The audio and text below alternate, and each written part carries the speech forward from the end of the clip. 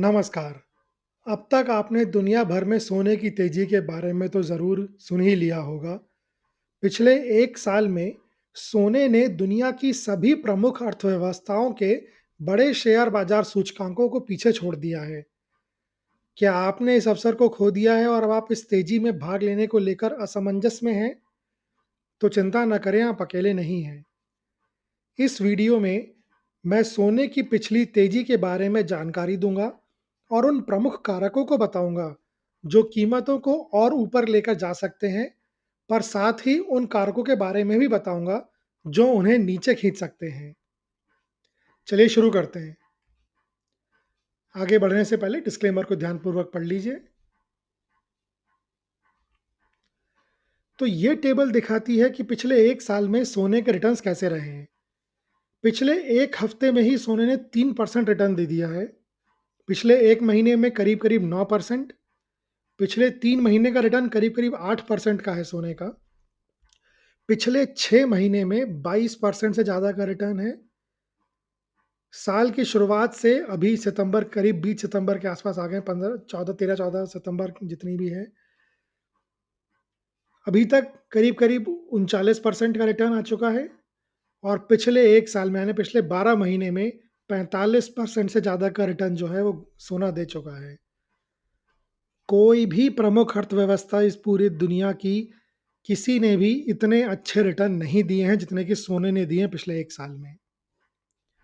ठीक है? तो देखते हैं कि कुछ प्रमुख कारक क्या हैं जिससे कि ये सोने के जो दाम हैं वो इतने बढ़ें और आगे बढ़ सकते हैं। तो प्रमुख कारक देखते हैं, सहायक कारक। पहला है भू-राजनीतिक और आर्थिक अनिश्चितता। यह शायद सबसे बड़ा कारण है। सोने को एक सुरक्षित निवेश माना जाता है, जिसका मतलब है कि वैश्विक अस्थिरता के समय अच्छा प्रदर्शन करता है, चाहे वह अंतर्राष्ट्रीय संघर्ष हो, राजनीतिक जोखिम हो या आर्थिक अनिश्चितता के कारण हो। और इस समय ये तीनों ही कारण पूरी दुनिया में देखे जा सकते हैं। दूसरा है सेंट्रल बैंकों द्वारा खरीदारी। दुनिया भर के सेंट्रल बैंक जो हैं, वो ऐतिहासिक गति से सोना खरीद रहे हैं। यह अपने भंडार को अमेरिकी डॉलर से अलग करने के लिए एक रणनीतिक कदम है, जिसे सोने की कीमतों के लिए एक दीर्घकालिक संरचनात्मक समर्थन माना जाता है। तीसरा है ब्याज दरों में कटौती की उम्मीद। जब अमेरिकी फेडरल रिजर्व और अन्य सेंट्रल बैंक ब्याज दरें कम करते हैं, तो सोने को रखने की अवसर लागत कम हो जाती है। सोना एक ऐसी संपत्ति है जिससे कोई खास आय नहीं मिलती। इसलिए जब बॉन्ड और बचत खातों जैसे पारंपरिक आय सृजन करने वाले साधनों से मिलने वाला रिटर्न कम हो जाता है, तो सोना निवेशकों के लिए अधिक आकर्षक बन जाता है। बाजार वर्तमान में भविष्य में ब्याज दरों में कटौती की उम्मीद कर रहा है, जो एक बड़ा सहायक कारक है। चौथा है कमजोर होता अमेरिकी डॉलर। एक कमज़ोर अमेरिकी डॉलर सोने को, जिसकी कीमत डॉलर में होती है, दूसरी मुद्राओं का उपयोग करने वाले खरीदारों के लिए सस्ता बना देता है। इससे मांग बढ़ती है और कीमतें ऊपर जाती हैं। इस साल डॉलर कमज़ोर हो रहा है, जिसने सोने को काफ़ी बढ़ावा दिया है। पांचवा है महंगाई की चिंताएं। लगातार बढ़ती महंगाई पारंपरिक मुद्राओं की क्रय शक्ति को कम कर सकती है।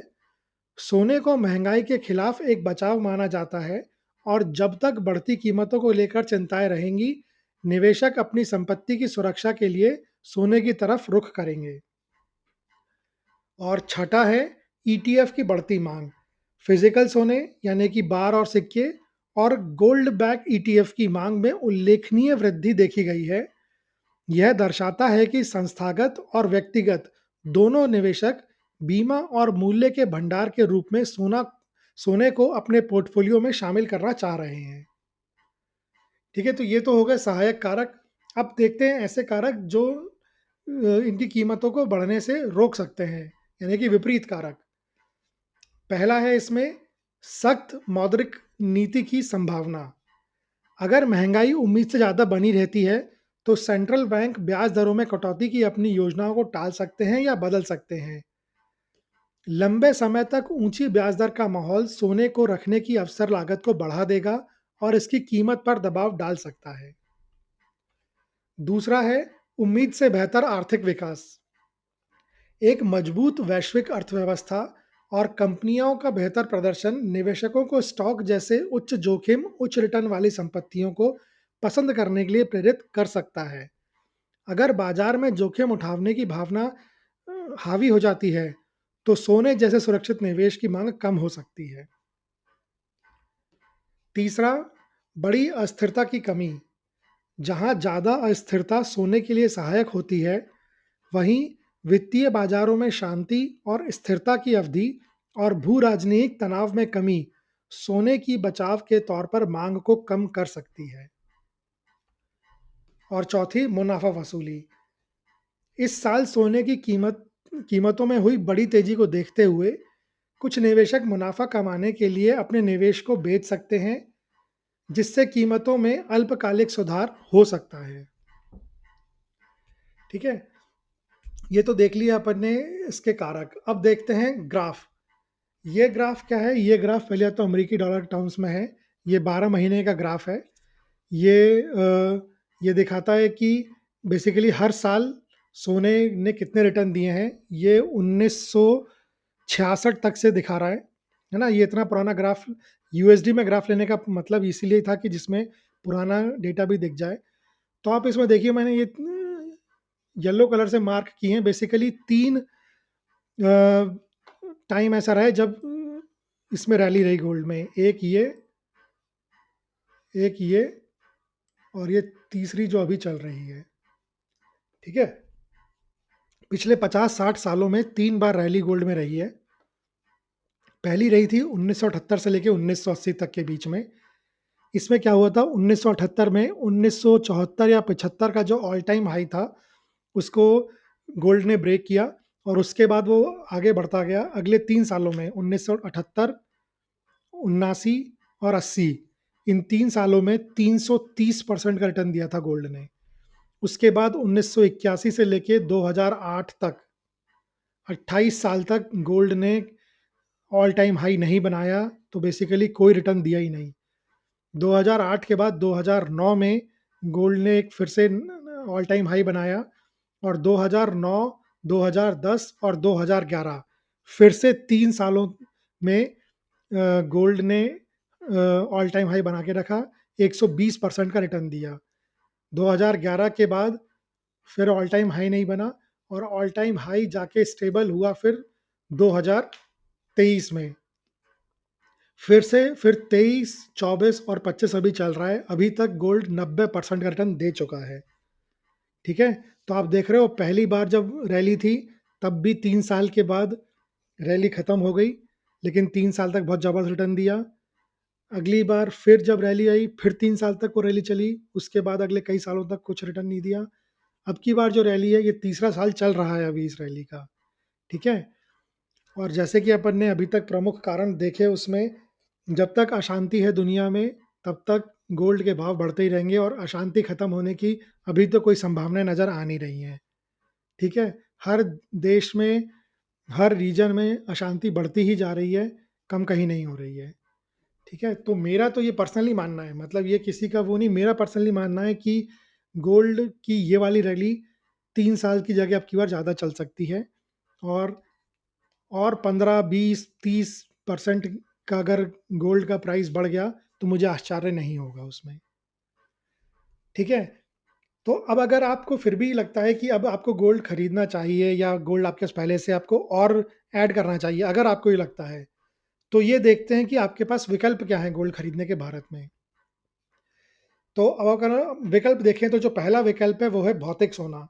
भौतिक सोना जो सबसे ज़्यादा हम लोग खरीदते आ रहे हैं, हमारे पेरेंट्स वगैरह खरीदते आ रहे हैं। या तो आप सोने के आभूषण खरीद लीजिए, ये सोने के सिक्के या फिर सोने के बार जो आता है, ये खरीदे जा सकते हैं। सोने के आभूषण में सांस्कृतिक कारणों से बहुत खरीदे जाते हैं, लेकिन निवेश के लिए एक यह सबसे कुशल तरीका नहीं है। आपको मेकिंग चार्जेस देने पड़ते हैं, जो बेचते समय वापस नहीं मिलते, और जब तक यह बीआईएस हॉलमार्क वाला उत्पाद ना हो, तब तक शुद्धता की समस्या का जोखिम रहता है। ठीक है? सोने के सिक्के और सोने के बार में क्या है, यह भौतिक सोने का एक शुद्ध रूप है, जिसमें आभूषण की तुलना में आमतौर पर मेकिंग चार्जेस कम होते हैं। ये बैंकों, जौहरियों जैसे प्रमाणित विक्रेताओं से अलग-अलग वजन में उपलब्ध हैं। आपको सुरक्षित भंडारण और बीमा लागत का ध्यान रखना होगा। दूसरा होता है डिजिटल सोना। यह भौतिक भंडारण की परेशानी के बिना ऑनलाइन सोना खरीदने और बेचने का एक सुविधाजनक तरीका है। आप छोटी मात्रा में सोना खरीद सकते हैं और आपके लिए उतनी ही मात्रा में भौतिक सोने को एक सुरक्षित तिजोरी में रखा जाता है ना? इसमें फ़ायदा क्या है कि बहुत कम राशि से निवेश कर सकते हैं, ₹50 ₹100 से भी निवेश चालू होता है। इसे खरीदना और बेचना आसान होता है, भंडारण की चिंता आपकी नहीं होती है और इसे भौतिक सोने में बदला जा सकता है बाद में, ठीक है? इसके नुकसान क्या होते हैं? ये ना तो सेबी और ना ही आरबीआई द्वारा रेगुलेटेड है, यानी किसी भी के भी द्वारा विनियमित नहीं है। कुछ प्लेटफ़ॉर्म हैं, एक निश्चित निश्चित अवधि के बाद हो सकता है कि वो भंडारण का शुल्क लेने लगें, अभी नहीं ले रहे हैं, हो सकता है बाद में माँग लें। तीसरा है गोल्ड ईटीएफ। गोल्ड ईटीएफ क्या होते हैं कि ये भौतिक सोने के द्वारा समर्थित होते हैं और स्टॉक एक्सचेंजों पर कारोबार करते हैं। आप एक शेयर की तरह गोल्ड ईटीएफ की इकाइयाँ खरीदते और बेचते हैं, है ना? इसके फ़ायदे क्या हैं? सबसे बड़ा है हाइली लिक्विड। जब आपको चाहिए तब आप इसको खरीदो, जब चाहिए तब बेच सकते हो। पारदर्शी मूल्य निर्धारण, कोई मेकिंग चार्जेज़ या भंडारण लागत नहीं होती इसमें। आप इसे डीमैट खाते के माध्यम से निवेश कर सकते हो इसमें, ठीक है ना? इसके नुकसान क्या होते हैं? वही कि आपको डीमैट खाता खोलना ज़रूरी हो जाएगा, ट्रेडिंग खाता आपको चाहिए, छोटा-मोटा ब्रोकरेज और प्रबंधन शुल्क भी आपको देना पड़ेगा, ठीक है? अगला अगर अपन इसमें अब देखें, वो है गोल्ड म्यूचुअल फंड। ये म्यूचुअल फंड क्या करते हैं, ये गोल्ड ईटीएफ में ही निवेश करते हैं, ये फंड ऑफ फंड्स बना देते हैं और फंड मैनेजर जो है आपका पैसा गोल्ड के ईटीएफ में लगाता है। इसके फ़ायदे ये हैं कि आपको डीमैट खाते की भी आवश्यकता नहीं होती इसमें, ठीक है? तो ये बहुत आसानी से इसमें इन्वेस्टमेंट हो सकता है। आप इसमें एसआईपी के माध्यम से भी निवेश कर सकते हैं। इसका नुकसान क्या है? ईटीएफ की तुलना में म्यूचुअल फंड का जो है वो एक्सपेंस रेशियो थोड़ा ज़्यादा होता है, क्योंकि उन्हें जो है अंतर्निहित ईटीएफ के एक्सचेंज रेशियो भी देना होता है ना? तो इसलिए थोड़ा-सा ये महँगा पड़ता है। 5वां जो है वो है आपका गोल्ड सेविंग स्कीम्स। अब ये जो है ये थोड़ा अनरेगुलेटेड टाइप का है। कई जौहरी हैं जिन्होंने इन योजनाओं की पेशकश करते हैं, जहां आप एक निश्चित अवधि के लिए हर महीने एक निश्चित राशि जमा कर सकते हैं। अवधि के अंत में आप जमा की गई राशि से सोना खरीद सकते हैं। इसका फ़ायदा ये है कि भौतिक सोना खरीदने के लिए बचत करने का एक सुविधाजनक तरीका है ये, लेकिन इसके नुकसान क्या हैं कि ये रेगुलेटेड नहीं है ना? विनियमित नहीं है ये और आपके द्वारा खरीदे जाने वाले आभूषण के उच्च मेकिंग चार्जेस के कारण रिटर्न जो है वो बाजार से जुड़े निवेशों की तुलना में कम हो सकता है इसमें, ठीक है? तो हमने क्या-क्या देख लिया? हमने ये देख लिया कि गोल्ड जो है वो कितना बढ़ रहा है पिछले 1 साल में, हमने ये देख लिया कि गोल्ड आगे क्यों बढ़ सकता है, ये देख लिया कि आगे कब क्यों हो सकता है। हमने ये भी देख लिया कि गोल्ड जो है पिछले 60 सालों में तीसरी रैली इस समय गोल्ड की चल रही है और जैसे कि इस समय पूरी दुनिया का माहौल है, कोई बड़ी बात नहीं है कि गोल्ड अभी भी और 15, 20, 25%, 30% भी बढ़ जाए, तो कोई बड़ी बात नहीं है। हालाँकि पिछले 2 रैली से हमने ये देखा है कि गोल्ड 3 साल तक बढ़ता है, फिर उसके बाद उस कंसोलिडेशन कहते हैं वो करता है। इस बार इस रैली का ये तीसरा साल चल रहा है। आगे जो भी डिसीज़न है, वो आप अपने हिसाब से, अपनी सोच-समझ से उससे बना सकते हैं। ठीक है? तो मेरी तरफ से इस वीडियो में इतना ही। वीडियो देखने के लिए धन्यवाद। अगर आपको ये वीडियो अच्छा लगा हो, तो इसे लाइक करिए, शेयर करिए, कमेंट करिए और चैनल को सब्सक्राइब करिए। मिलते हैं अगले वीडियो में, तब तक के लिए नमस्कार।